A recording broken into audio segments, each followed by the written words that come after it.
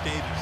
Larry, they broke ground on this place in the year 2000, opened it in August of 2002, and it's been the home of this franchise ever since. Welcome to NRG Stadium in Houston. Straight ahead, we've got a good one on tap here between the Washington Redskins and the Houston Texans. And they'll be set up pretty nicely here as they have it up to the 35-yard line.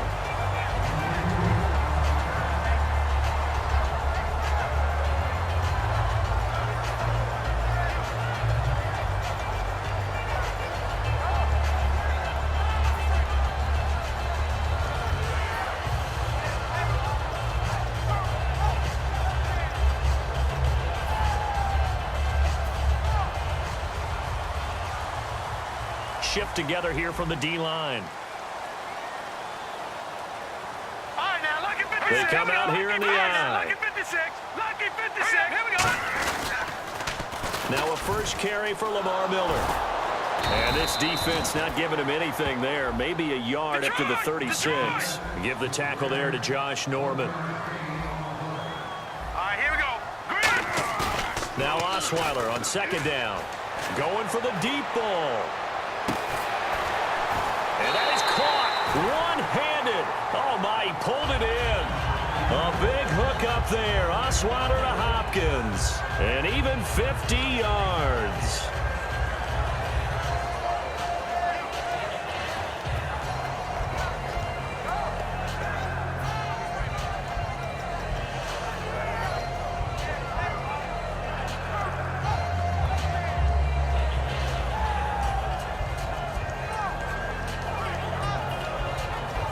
And now a first down following that long gain.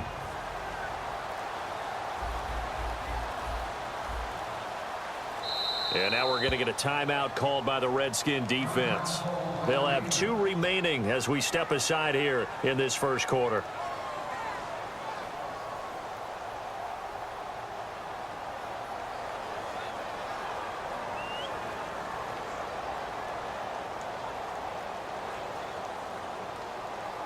So the offense has it 1st and 10.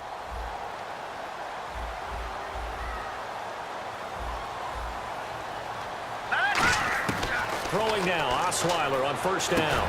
This will be caught at the 2. And he couldn't quite get there. Tackled down at the 1. So on that play, defense was in the zone. They ran a crossing route offensively, but the defense there, you got to be good with communication, don't you? You certainly do, and it's not something that is really evident. And now Osweiler going to turn and signal for a timeout. They'll have 2 remaining as we step aside here in this first quarter.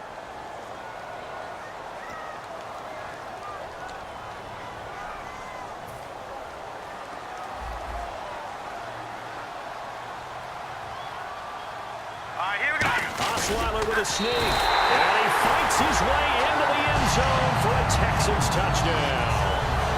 Brock Osweiler taking it in, and the Texans have taken the early lead. And they do exactly what they wanted to. Opening drive, they get into the end zone. They do it on the ground. And not only is the person lugging the ball happy, of course, because he got it into the end zone. How about the offensive linemen and receivers who are blocking for him? They have to feel great about themselves, sticking it in the end zone on a running play.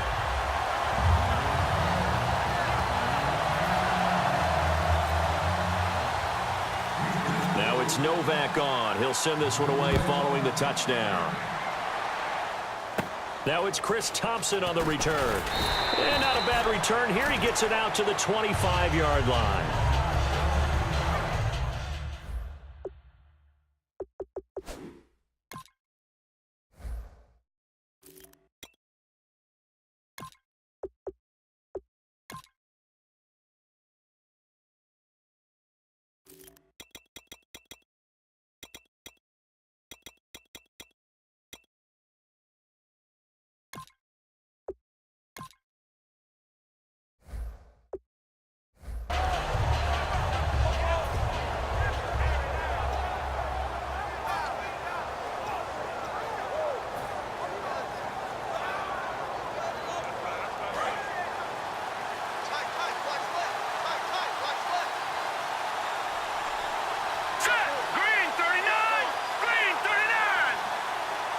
The slot man in motion right. Now the first carry for Matt Jones. He takes this for 3 to the 29. John Simon in on the stop. And when this offense is clicking on all cylinders, the running back is in sync as well. The focal point. Runs, catches, blocks, sets a tone for the offense.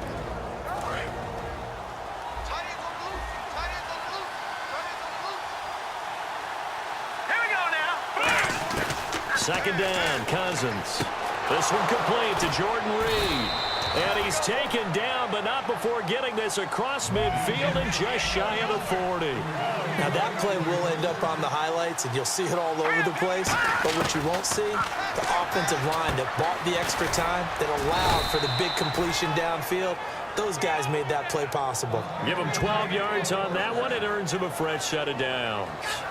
So an excellent throw and an excellent catch there. Zone coverage, which means you just have to find the open areas in between defenders. That's exactly what happened on that play.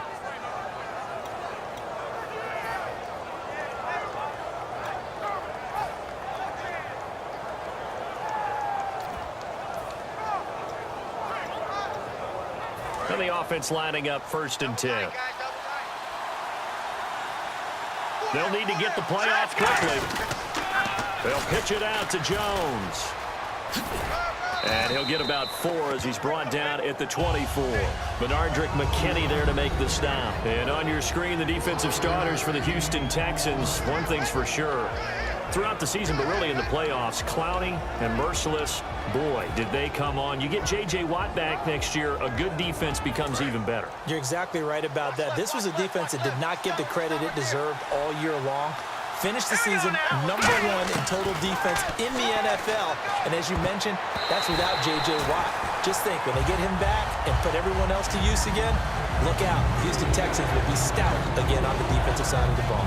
And that one was knocked away, and I think the defenders are going to be a little upset with themselves. They made the play on the football, but that one felt like a forced pass by the quarterback. Thought he had someone open. He really wasn't. Maybe an example of having too much confidence in his receiver that no matter what, I'm going to throw it to him. And that was a play made by the defense, and it could have been a bigger one. All right, let's go ahead and try and get into the body and the mind of the linebackers. Yeah, I know they're bigger and stronger than I ever was, but in this situation, they understood what was going on as much as the offensive guys, because the offensive guys are always taught, find the first down sticks and make the play. On defense, what do you want to do? Guard the first down line. Make sure they don't get there and tackle them in front. They were able to drop in their zone coverage, figure out where the first down line was, and end up making the play, swatting it away so they couldn't get the completion.